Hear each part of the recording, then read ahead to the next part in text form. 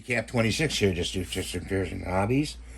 And out of a plastic tube and a rubber cap, we made a moderator for a Air King 54 or 48.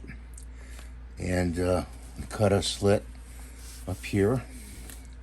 It's about 15.2 millimeters wide and about 81 millimeters long.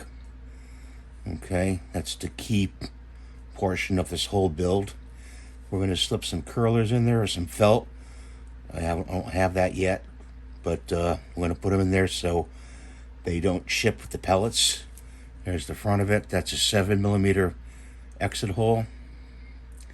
And when we get done with this, we're going to glue this top on. It measures about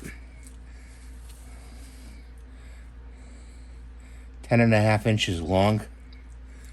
Okay, and you can find all these supplies, locally. So that's what I'm going to show you. They don't, it's very hard to get a moderator for that gun. And I know it's a quiet gun and pellet gun, but they don't offer one.